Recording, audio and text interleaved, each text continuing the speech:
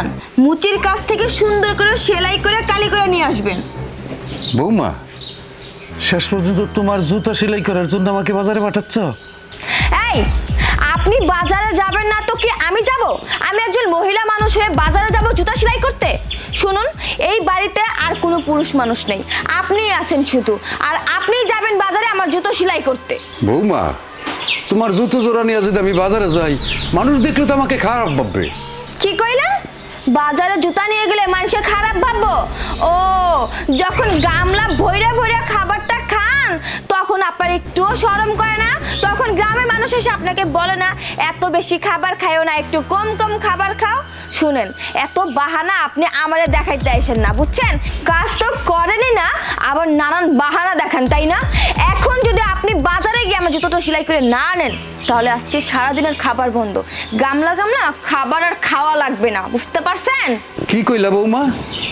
তোমাদের বাড়ির খাবার তো আমি এমনি এমনি খাই না, বাড়ির সমস্ত কাজকর্ম করেই তো খাই।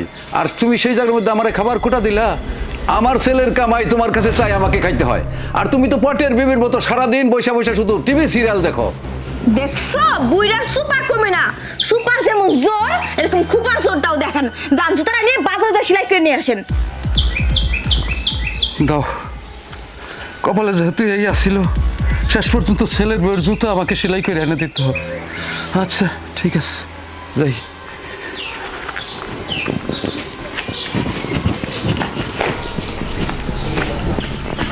আসসালামু আলাইকুম কাকা।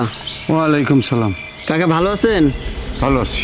তো কাকা হাতে মহিলাকে জুতা লয়ে কই যাইতেছেন? বাজারে যাইতেছি। আরে ছেলের বইয়ের জুতা তো ছিঁড়ে গেছে, বাজারে যাইতেছি একটু সেলাই করে এনে দিতে। কি কোন কাকা, আপনার বেটার বউ জুতা ছিঁড়ছে?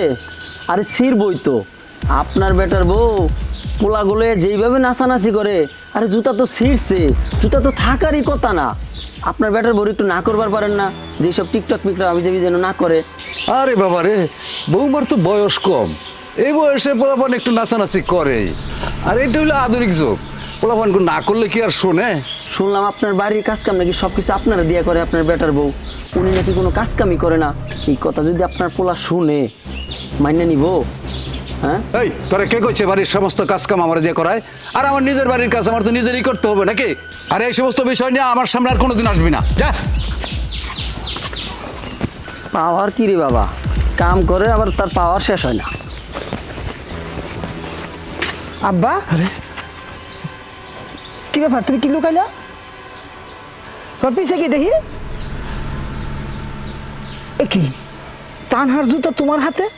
বাবা রে, বৌমার জুতো জোড়াটা ছিঁড়ে গেছে, তাই আমার দিল যে বাজার থেকে একটু সেলাই করে এনে দিতে। হাই আল্লাহ রে, তুমি কও কি?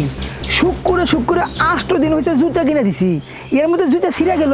আচ্ছা আব্বা, সত্যি করে একটা কথা কও দেখি, ও কি জুতা পাই যে এমনি হাঁটাহাঁটি করে নাকি ঘোড়া দৌড় খেলায়? জুতা তো তাড়াতাড়ি ছিঁড়ে কেমনে? বাবা রে, তুই তো বাড়ির থাকাস না, 1-1.5 মাস পরে পরে আসস।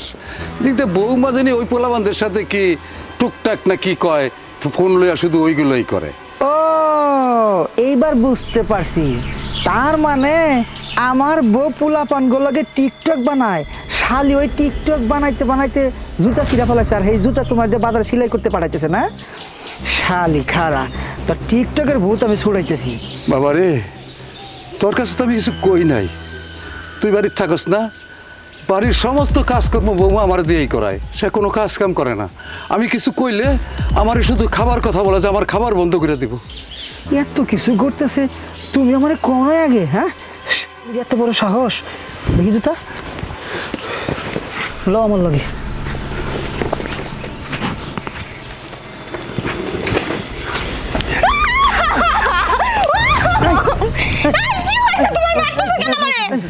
থাম বাবা থাম। আব্বা, তুমি সামনের দিকে সইরে যাও, সইরে যাও কইতাছি। আজকে এই শালিরে এমন সাইজ করবো, ওর জীবনে শিক্ষা দিয়ে দিব। আরে তোমার কি হইছে? তুমি আমার মারতে আসতেছো কেন? থাম বাবা থাম থাম। তুমি শালি ঘুরে ঘুরে রাস্তা দিয়ে টিকটক বানাইতে পারো, টিকটক করতে করতে তুমি জুতা ছিঁড়ে ফেলাতে, সেই জুতা আমার বাবার পাড়াইতেছে বাজারে সেলাই করে দিয়ে। দেখো তো, তোমার বাবারে পাঠাবো না তো কারে পাঠাবো? আর আমি মহিলা মানুষ হয়ে কি বাজারে যাবো জুতা সেলাই করতে? আমি যাবো কালকে আমার বাবার বাড়িতে, আমার জুতাটা একটু ছিঁড়ে গেছে, এই জন্য ভাবলাম বাবারে বলি আমার জুতাটা সেলাই করে আনতে, একটু কালি করে আনতে। আব্বা তুমি সামনে দিকে সরে যাও। ওরা যদি এখন জুতা দিয়ে পিটিয়ে ওরা টিকটকের ভূত ছাড়াতে না পারি, তাহলে ও ভবিষ্যতে আর বড় কিছু করে ফেলাবো। আব্বা তুমি সরো, ওরা আমি কত পিটিয়ে এলো।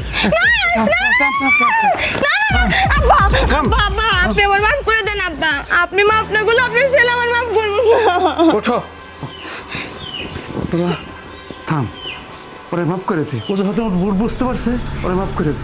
ঠিক আছে আব্বা, আমি ওর এখন মাফ করে দিতেছি।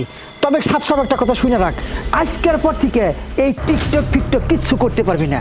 আর আমার বাবা সেবা যত্ন করবি, আমার বাবা যা কব তুই তাই করবি। যদি খালি আমার বাবার উপরে কোনো অত্যাচার করিস, আমার বাবা যদি কোনো বার খালি তোর নামে আমার কাছে একটু কমপ্লেন করে যে তুই আর অত্যাচার করিস, তোরে যে কি করুম রে, ওই যে উপরে আল্লাহ বয়ে রয়েছে। হ্যাঁ, আর আমি এই দুদিন ছাড়া কেউ কেউ হেরবো না। যা ঘরে যা, যা আপনার ঘরে যা। যাও যাও করে যাও।